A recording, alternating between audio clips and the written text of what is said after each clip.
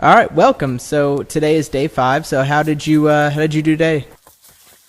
Good. Today was actually a much needed lighter obstacle day than the previous 4 days. The Newbsanity course, which I think I talked about the last episode, is actually Jarrett Newby's, like, essentially it's his backyard, but he owns like a enormous amount of land, so much land so that he can have a 3 mile OCR course, and then across the street, also on his property, he has a 3 mile. It's essentially like, I would describe it as like an extreme trail run. So like, trail run plus. So today, the second day of Newbsanity, we used the other course, the Trail Run Plus course, and he brought some obstacles over. So it was a lot less obstacle dense. So probably about, I would classify it as about like 12 obstacles over 3 miles. And a lot of it was like terrain type stuff. So, climbing over logs or like trees that are falling on the path, descending ropes down into a ravine, or ascending ropes coming out of a ravine. So if you've ever been to Mud Guts and Glory, OCR World Championships, or Battle Frog, Cincinnati, the terrain was very similar to that. So like, you basically go down into a valley and you just kind of weave back and forth up the valley. And then we kind of rounded it out with some man-made obstacles, some tire flips, some sled drags, net low crawl, some balance obstacles, but much needed lighter upper body day. So the obstacles for me were more like, they kind of remind me of more like Warrior Dash, where like, you can do Warrior Dash obstacles pretty much like all day and not really, fail anything or, destroy your body. Awesome. So, well, that's good that you had that bit of a break. You said you went down into the valley. Was there a lot of like elevation gain from coming up from that? Yeah. So while it was a break for my upper body, it was not so much a break for my lower body, because I think each lap was 850 feet of elevation gain, and we did 7 laps. So fair amount of elevation, and like, we actually, like, I was planning on doing one more, but I'm just the pace I'm moving at and the change in elevation and the need to make this drive before the next event kind of limited that. So that's why I only ended up getting 21 miles, even though like I'm physically capable. I was capable of doing another lap or two easy. Well, that makes sense. So you got what, 21 today, you did 25 yesterday, 33 the day before, and then it was what, 22 and then 20?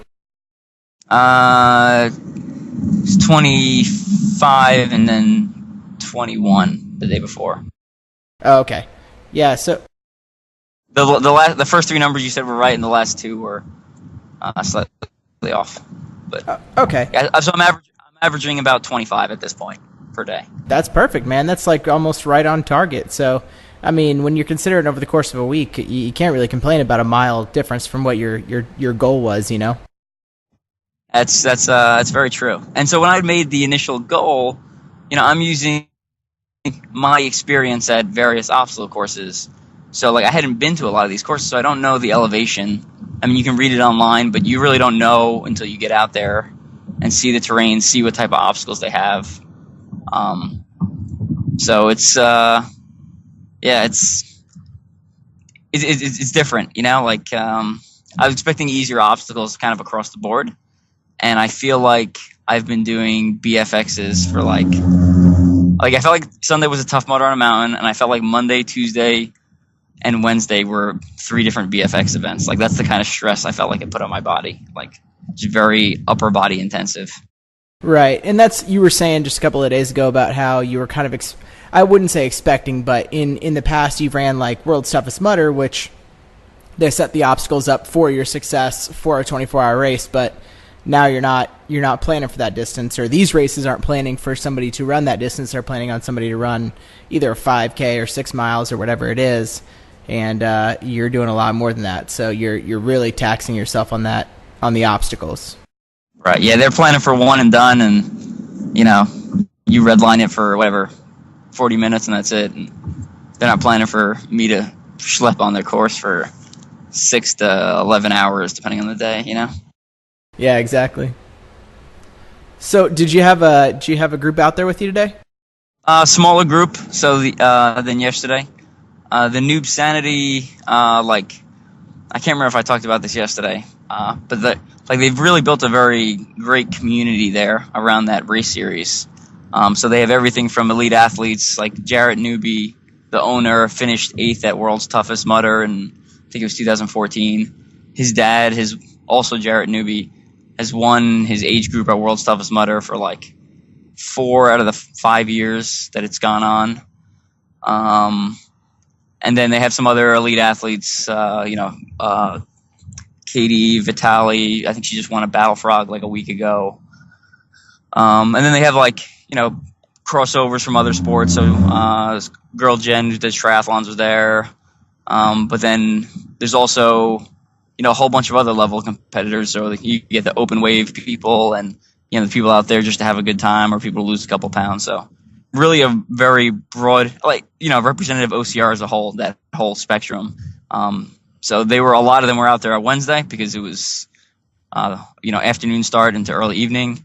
And today, morning time start, not as many. So I think we only had about 5 people out there today.